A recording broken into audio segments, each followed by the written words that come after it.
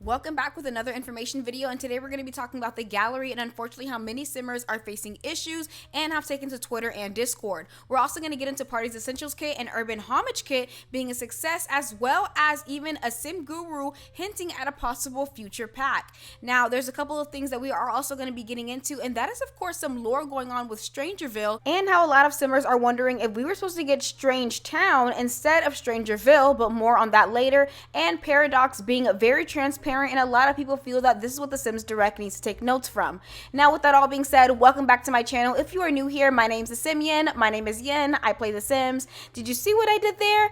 I do cover sim news as well as CC reviews, pack reviews, and other things that you guys leave me down below in the comments if you guys want me to do a specific video. Now, we are going to dive deep into the very first topic, and that is of course the two kits that have recently arrived, and the Sims team has been promoting it non-stop, which is the Party Essentials Kit and Urban Homage Kit. Northwich actually tweeted out a very cool picture of the Urban Homage Kit. I think this looks really dope, and we do have Little Red Riding Sim, who also ended up including a space party with the Party's Essentials Kit. A lot of people have been having a lot of fun with these two kits, and they seem to be a success despite all the backlash Party Essentials initially got. So let me know down below in the comments, are you guys loving that? Now again, we are going to be getting into unfortunately some gallery issues that many people are facing, and we do know the gallery has its own set of problems, and of course we aren't going to get too much into the history, but if you guys don't know, a few months, almost I guess a year back now, the gallery has been facing a lot of issues such as doxing, where people are self-downloading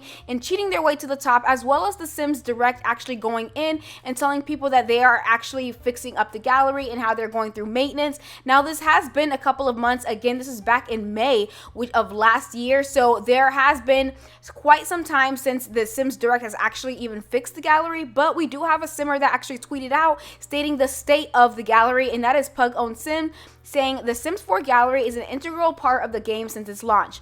Was meant to be a hub where players could effortlessly share and download content created by others.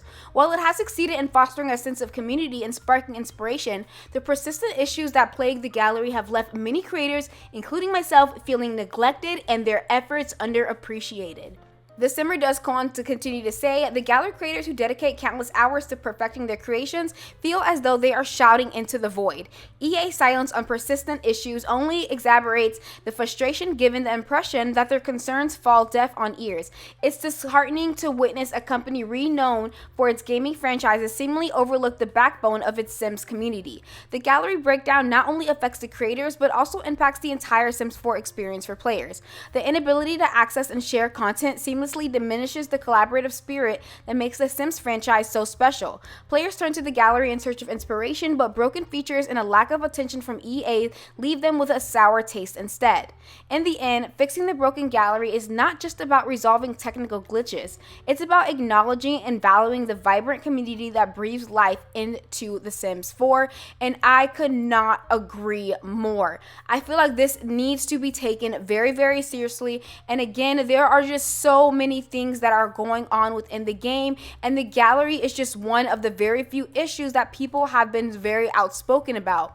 Again, I would love to know your opinions down below in the comments on how you guys feel about this. Now, we did see a couple of simmers actually tweet back at this and were very, very supportive of this entire thing. My thoughts and opinions on this is that I do hope this gets situated, because y'all, this has been a continuous issue time and time again, where the gallery is just facing it's broke. And we do remember the last time the community manager EA Cade actually mentioned, because there was so much backlash, she ended up mentioning how the steps were to get things done and how to make it work in The Sims. Like, he literally had to come out with an entire post on exactly what goes into fixing a part of the game that we have issues about or there's backlash about. And I'm like, it shouldn't even have to get to this point, but it does. Again, the gallery has been facing so many issues with not only people not being able to play slots or download, but there was even a time where people and multiple people were self-downloading, and it could also be described as download cheating to some, or even, you know, there was botting and hacking, and a lot of people felt that the way the Sims team is running the gallery, it's just not working. And again, this all has to come down to quality control. Who is the quality control team that's in charge of this? Are there different people for different sections in the game? We need answers to this. I would love to know your opinions, but we are going to be moving on to the next topic, and that is a simmer actually tweeting out to just anybody saying by the name of Simsy45, I think what The Sims 4 is missing right now is a free time type of pack with actual hobbies that are in depth. Now, this was very interesting because as he continued on to say about how much of things he wanted regarding those packs, the SimGuru actually tweeted back out, Magnetic, who for those who don't know is the principal designer on the EA and for The Sims. I would actually love this because if you go and look at all of our packs, we don't have anything like this. And again, I was just mentioning to a friend that we need more packs that involve things with kids. I do feel like right now The Sims is very based on adult and elder gameplay, and there's just not enough hobbies and stuff for little children to just grow up with. You know what I mean? So with him replying to this, it could totally be possible. Again, a principal designer is stating this, so we don't know. This could possibly be something we see now or much later on in the future. Moving on to the next topic, we do have Magnetic actually tweeting out saying, I love the code names for the Sim 4 worlds, but one thing specifically caught my eye, and it was for Strangetown. Now, if you look careful on the cursor while I'm moving it, you will see it said game entry Strangetown, and that is for the world of Strangerville. For those who don't know, Strangerville was one of the very few lore, gameplay game packs that came out. And if you don't know about Strangetown was actually from the Sims 2 DLC, where you could actually just go ahead and have its own little story as well. And I thought it was very, very interesting. I do want to shout out this creator because I am using their footage, and everything will be linked down below. But if you look very closely, this looks very, very similar to Strangerville. And I wonder if they were supposed to go into the same type of vibe that Strangetown and Strangerville look just alike to me. You guys cannot tell me that the world was not based on Strangetown. And I do feel like the reason they couldn't go as far as what they did is because there is no aspect of either an open world, or more so they are limited based on the engine that they are using. I would love to know your opinions down below. Again, I never played that. I first started playing Sims 2, and that was over on console with the Sims 2 busting out. So it is very interesting to see that all play about and go about. And I would love to know your opinions if you guys did play that, or if you guys think that world was inspired.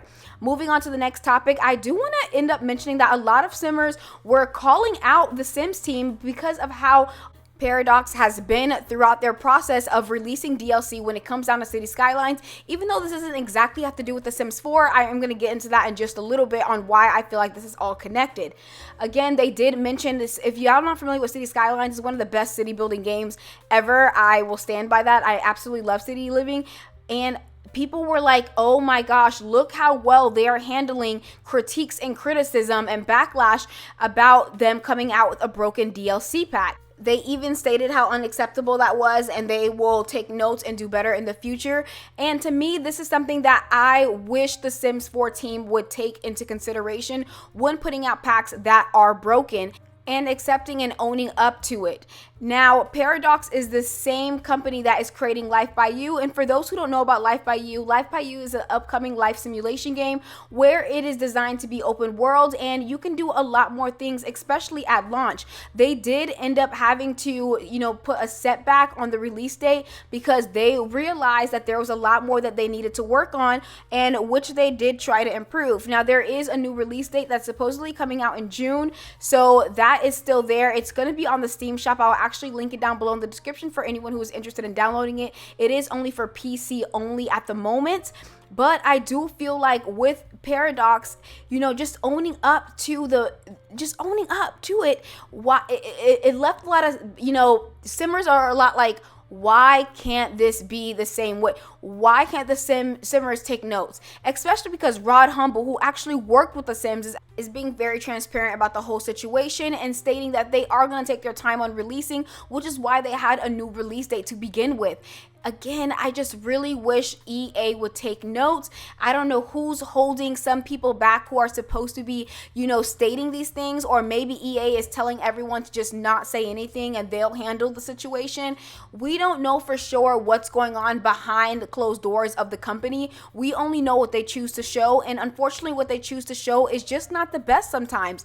It just makes them look bad, especially when the SimGurus are silent, when DLC isn't working, and they've just been promoting it the entire time, and then they just stop when there's backlash and only continue when there isn't. So again, I would love to know your opinions down below in the comments. I know I'm still working on myself saying again. I know you guys are tired of it, but I'm working on it. I really hope you guys really enjoyed this video, and if you guys learned something new, please give it a thumbs up because it truly does help out my channel. We are on the road to 30K, and I cannot thank you guys enough for all the love and support you have shown me. And whether you comment on my videos, you share my videos, you like my videos, or you're a silent viewer, at the end of the day, you still showed me some love, and for that, I thank you. With that all being said, I'll see you guys all in the next video. Bye.